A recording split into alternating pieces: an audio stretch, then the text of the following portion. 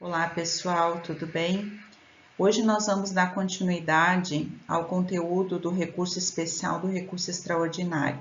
Nós vamos trabalhar então com recursos repetitivos e com agravo em recurso especial e recurso extraordinário, tá?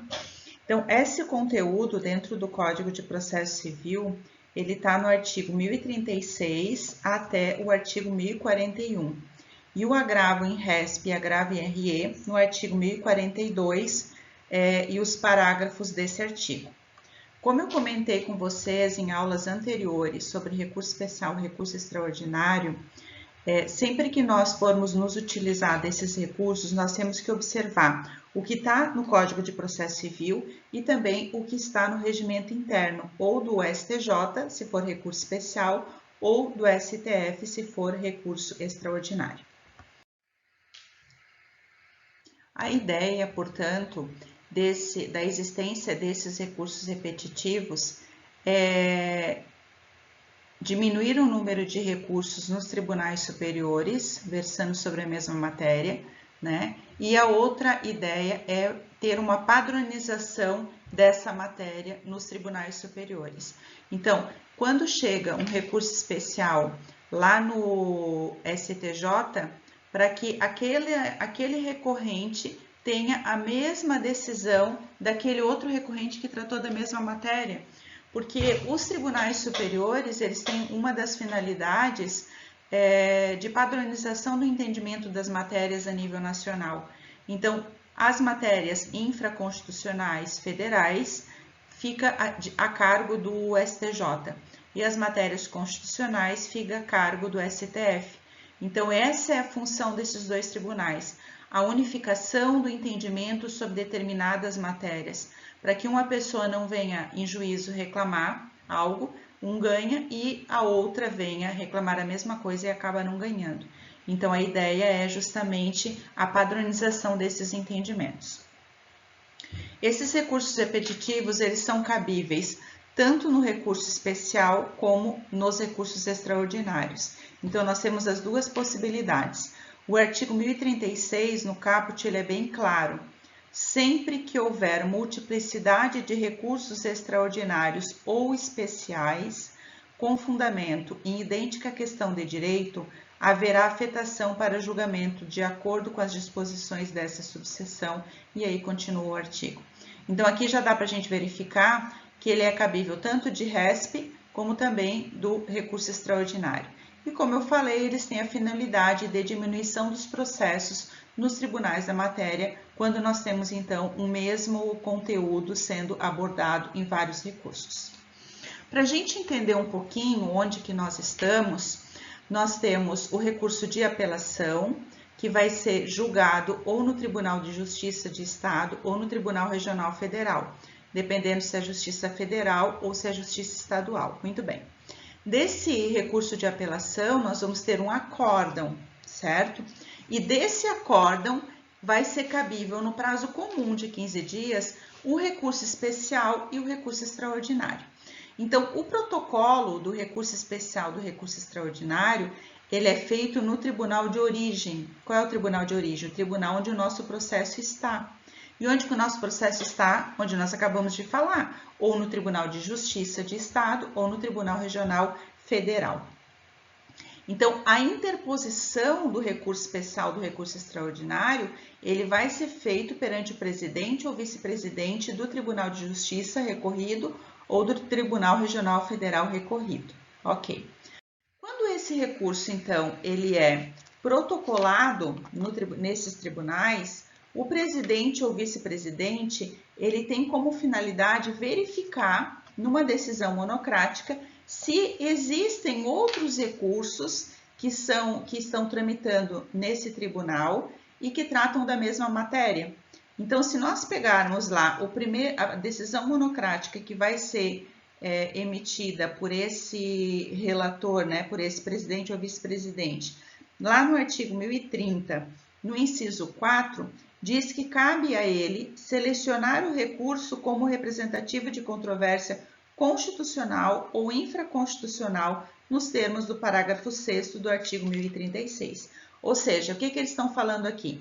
Que cabe a esse presidente ou vice-presidente do tribunal de origem escolher 2 ou mais recursos que são representativos da controvérsia e que vão então subir para o Supremo Tribunal Federal ou para o Superior Tribunal de Justiça, dependendo se são recursos especiais ou se são recursos extraordinários. Muito bem. Então, a primeira coisa que nós temos que identificar para verificar se existe um RESP ou RE repetitivo é ver se existem recursos com o mesmo fundamento e idêntica questão de direito. Eu dei um exemplo na aula anterior do RESP-RE de ações que tramitavam na Justiça de primeiro grau e em grau de recurso, discutindo acerca da correção monetária lançada nas contas bancárias do FGTS. Então, se nós tivéssemos várias dessas ações, todas elas tratam de uma mesma questão de direito, todas elas acerca do erro, né, dessa correção monetária lançada nessas ações, nessas contas bancárias do FGTS. Então, se eu tiver um recurso decorrente dessas ações, é evidente que todos os recursos também vão trabalhar com uma mesma matéria. Então, são matérias com idêntica questão de direito.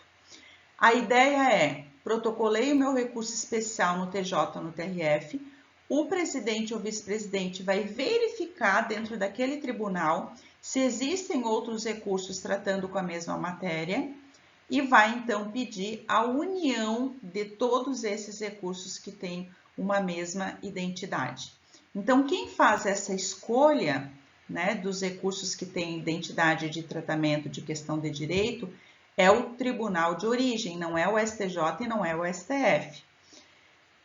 Se vocês observarem o 1036, parágrafo 1º, ele fala justamente isso. O presidente ou vice-presidente de Tribunal de Justiça ou de Tribunal Regional Federal selecionará 2 ou mais recursos representativos da controvérsia que serão encaminhados ao Supremo Tribunal Federal ou Superior Tribunal de Justiça para fins de afetação.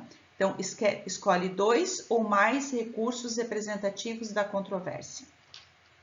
Assim que esse presidente, então, verifica a existência desses recursos, eles unem todos os recursos e escolhem 2 ou mais, e esses 2 é os que vão subir primeiro para o STJ, se for recurso especial, e depois para o STF, se houver recurso extraordinário.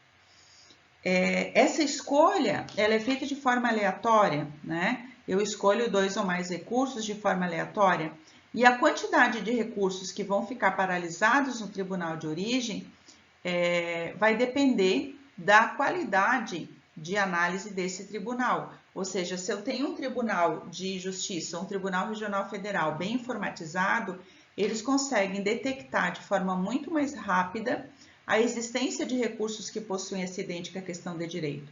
Se eu pego tribunais de justiça que não são informatizados, fica muito mais difícil de a gente detectar quantos recursos trabalham com uma mesma questão de direito. Então, vejam, vamos supor que nós estamos no TJ de Santa Catarina e nós encontramos 50 recursos que tratam da mesma matéria. Eles vão escolher 2 ou mais, esses 2 sobem para os tribunais superiores, naquela ordem que nós já sabemos, primeiro o STJ, depois o STF, e os demais recursos vão ficar paralisados no tribunal de origem. E eu, se for advogada de algum desses recursos que está paralisado no tribunal de origem, então eu vou ser cientificada, né, de que o meu recurso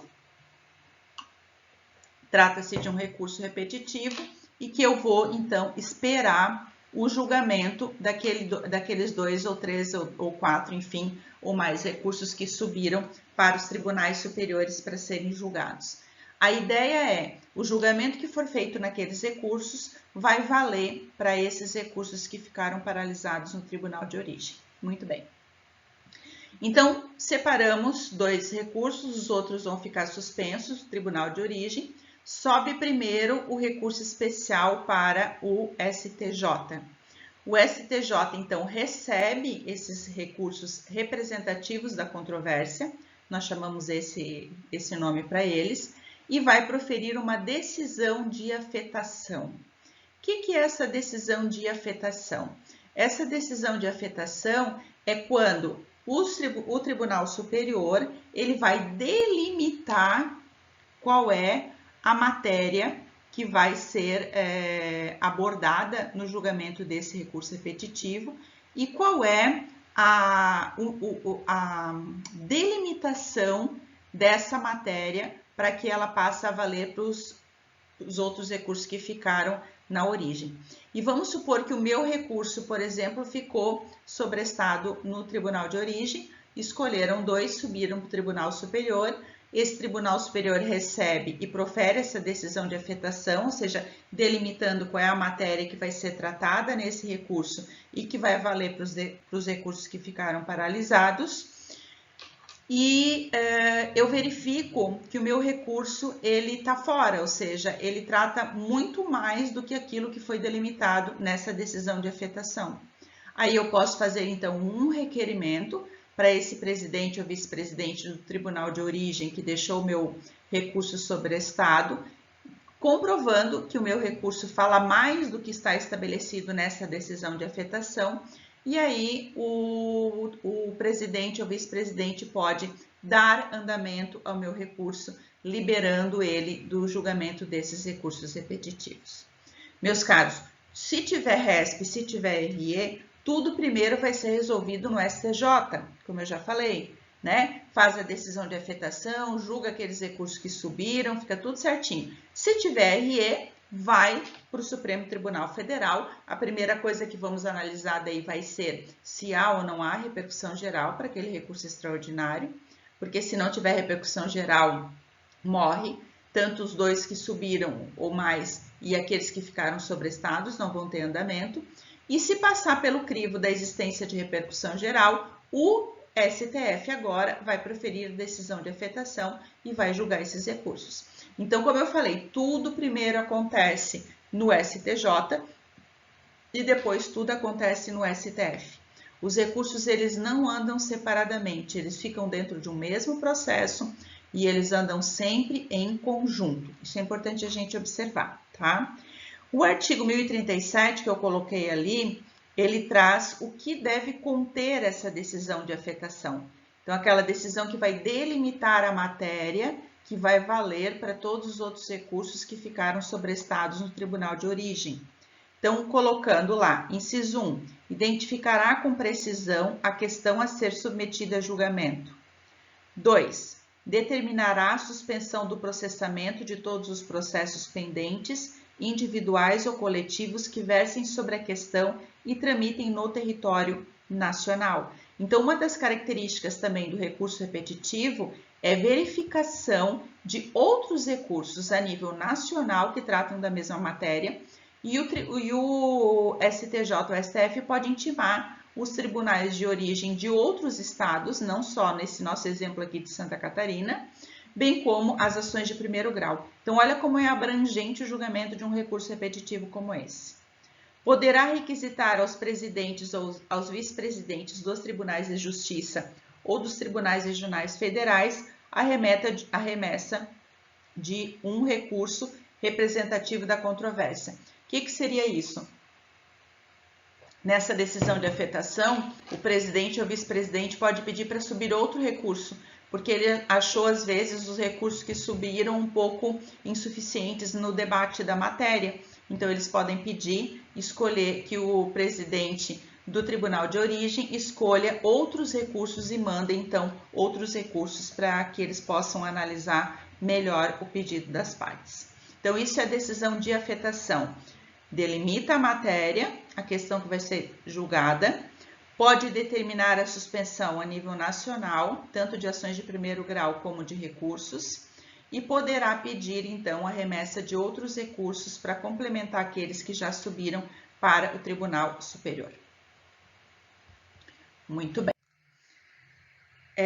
Ali é como eu falei os requisitos, né? Os recursos afetados devem ser julgados no prazo de 1 ano, pode haver pedido de distinção, que foi o que eu comentei com vocês, o pedido da retirada desse meu recurso, porque ele trata de matéria diversa né, mais abrangente muitas vezes do que aquela que foi colocada no recurso repetitivo.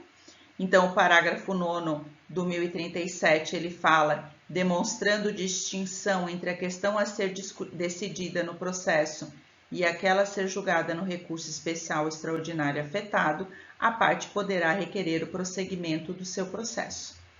O relator pode ouvir órgãos, pessoas, entidades com interesse na controvérsia e ainda realizar audiências públicas.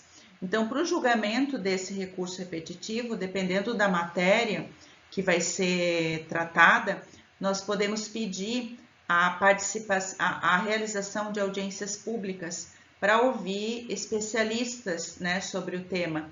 Nós podemos pedir, pode haver, né, a participação de entidades, né, pessoas, órgãos, que nós chamamos animus curiae, que é aquela pessoa, então, que vai intervir nesse recurso para poder se manifestar também. Essas audiências públicas, para a oitiva de alguns especialistas, ela é bem importante. Eu acho que vocês acompanharam, né, um julgamento que nós tivemos há pouco tempo da utilização ou não de medicamentos que estão fora da lista da Anvisa, né, se pode ou não ser utilizados esses medicamentos, e para isso os ministros, né, do STF não tinham condições científicas de conhecer toda essa abordagem, né, do porquê o medicamento tem que ser validado pela Anvisa, o que gera essa validação da Anvisa. Então, enfim, essas questões eles precisariam de conhecimentos científicos para que eles pudessem entender a necessidade ou não de liberação desses medicamentos. Teve também um debate uma vez da autorização ou não do aborto do anencéfalo, e naquele momento, inclusive, tiveram algumas audiências públicas para ouvir tanto profissionais da saúde, para ouvir algumas entidades religiosas, né, para ver todas essas questões da possibilidade ou não do anencéfalo, né? Esses profissionais da saúde para ver se realmente essa criança não tinha sobrevida algumas questões, como eu falei, religiosas que foram debatidas nessas audiências. Então, vejam que existem algumas matérias que são levadas principalmente para o Supremo Tribunal Federal e que fogem do conhecimento científico dos ministros, onde há necessidade de uma abordagem mais científica, né, em outros pontos. Tem também um debate, uma vez que teve, quando começa a vida, dentro das 3 teorias que nós temos do surgimento da vida. Então, essas questões, elas podem ser levantadas e discutidas em audiência pública. O artigo 1038, ele fala justamente isso, né? Fixar data para audiência pública, ouvir depoimento de pessoas com experiências e conhecimentos da matéria, com a finalidade de instruir o procedimento. Requisitar informações aos tribunais inferiores a respeito da controvérsia e, cumprida a diligência, intimará o Ministério Público para manifestar-se. E o inciso 1, solicitar ou admitir manifestação de pessoas, órgãos ou entidades com interesse na controvérsia, considerando a relevância da matéria e consoante dispuser o regimento interno. Então, é o nosso chamado animus curiae, que poderá participar do julgamento desses recursos, principalmente esses que têm uma maior repercussão. Em esses 2 ou 3 ou mais recursos que subiram para os tribunais superiores, eles vão ser julgados em conjunto e eles são julgados numa mesma sessão de julgamento. Então, eles não são julgados separadamente, eles são julgados em conjunto. E esse julgamento em conjunto, ele vai gerar um acórdão, que nós chamamos acórdão paradigma. Também, se nós formos traduzir acórdão padrão, o acórdão que vai ser proferido nesses recursos que foram escolhidos e que subiram, ele vai servir para todos os outros recursos que ficaram sobrestados no tribunal de origem. Então, por isso nós chamamos acórdão paradigma, acórdão padrão, tá? Disciplinará todos os casos idênticos, tanto dos recursos como das ações de primeiro grau, dependendo do que ficou sobrestado ali e foi determinado naquela decisão de afetação.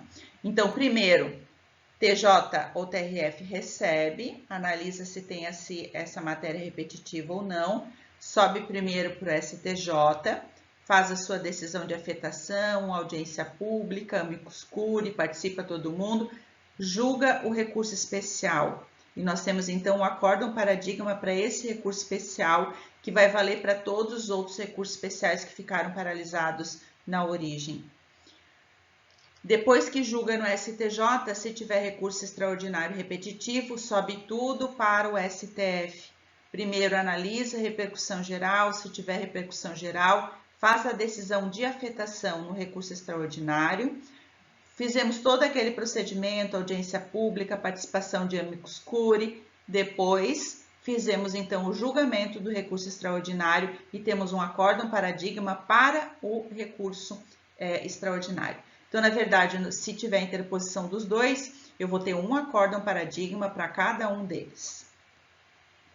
Lá no artigo 1040, nós temos, então, a previsão do acórdão paradigma.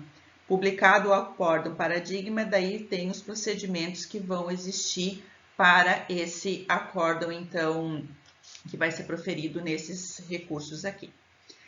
Agora, eu queria que vocês voltassem ali no código para o artigo 927. Esse artigo 927, eu queria até quem não tem escrito no código, escrevesse em cima precedentes. Tanto a gente ouve falar, né, desde que surgiu o Código de Processo Civil, da existência de precedentes. Então, nós temos os precedentes aqui no 927, e se vocês observarem o inciso 3, ele fala justamente dos recursos repetitivos. Os acórdãos do incidente de assunção de competência ou de resolução de demandas repetitivas e em, grifem, em julgamento de recurso extraordinário especial repetitivo. Então, aqui ele traz, no inciso 3, 3 casos de geração de precedentes. Incidente de assunção de competência, resolução de demandas repetitivas, que é o IRDR, e os recursos repetitivos. Os dois primeiros a gente ainda não trabalhou, nós trabalhamos agora o recurso repetitivo. Então, quer dizer que esse acórdão paradigma que vocês vão ver aqui, ele é um precedente.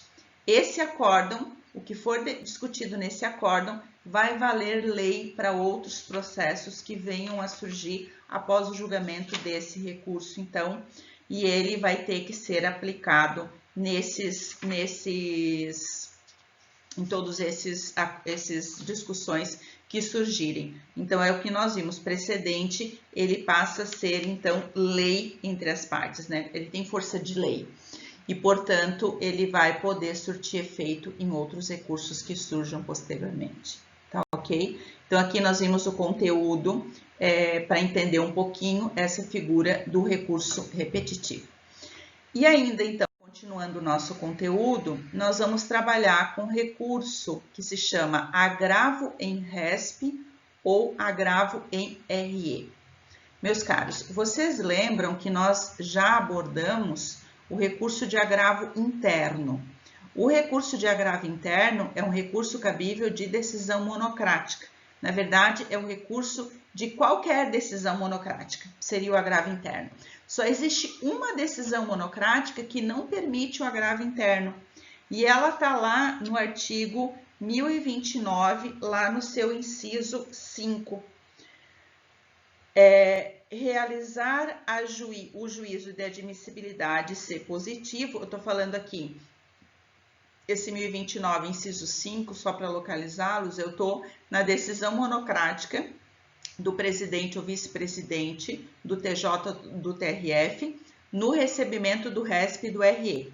Ele vai mandar a parte fazer as contrarrazões, né? O recorrido vai contrarrazoar o recurso e depois que fizer as contrarrazões, vem novamente para o presidente ou vice-presidente para ele poder analisar os pressupostos de admissibilidade do recurso especial, do recurso extraordinário. E quando ele analisa os pressupostos do RESP e do RE, caso ele não admita o RESP e ou o RE por ausência de pressupostos, ele profere uma decisão monocrática de inadmissibilidade.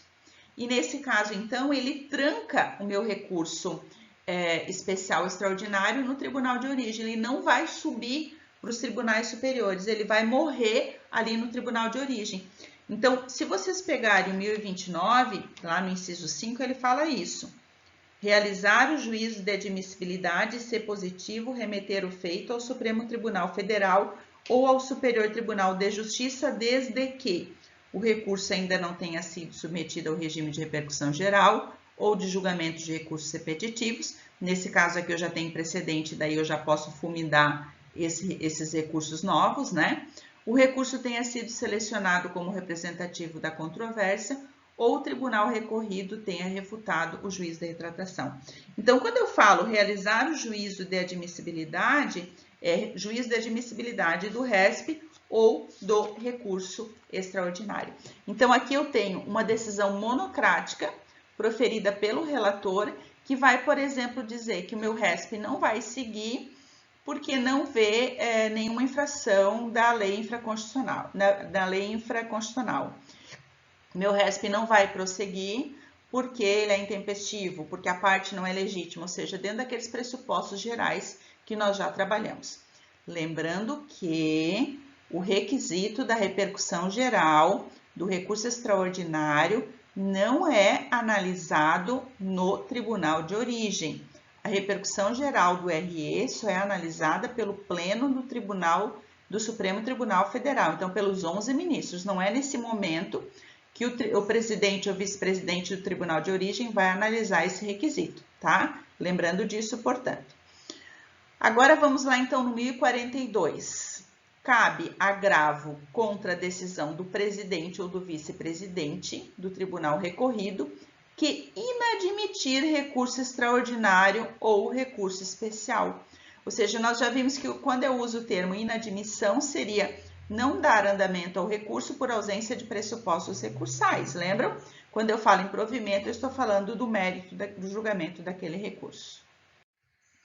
Então, a previsão do agravo em RESP-RE está no artigo 1042. Nos parágrafos, tem muita coisa ali que já traz a parte procedimental.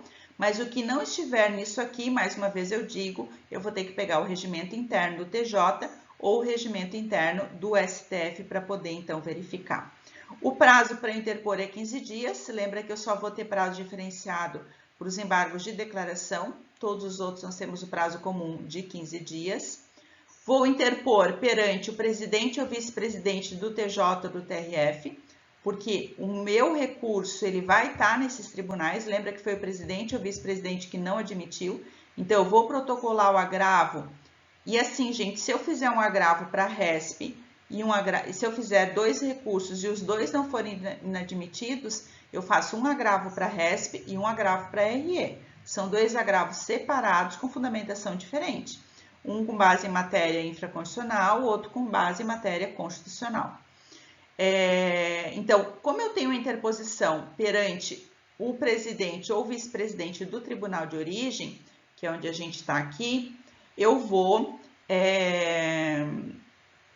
fazer aquela folhinha de interposição quando eu fizer o recurso. Lembram, né? Como aqui eu vou interpor perante um juízo e vou julgar perante outro juízo, eu preciso ter aquela folha de interposição. Vejam, a interposição vai ser no TJ ou no TRF.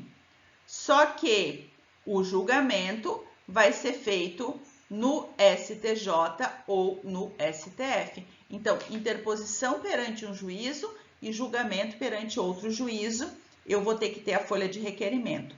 A primeira folha de requerimento, endereço para o presidente ou vice-presidente do tribunal que o recurso está.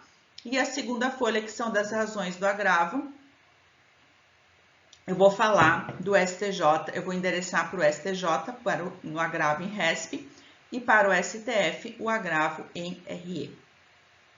A matéria debatida nesse agravo é com relação à alegação de inadmissibilidade daquele nosso recurso. Então, eu vou rebater o que foi colocado ali pelo presidente ou vice-presidente na análise que ele fez.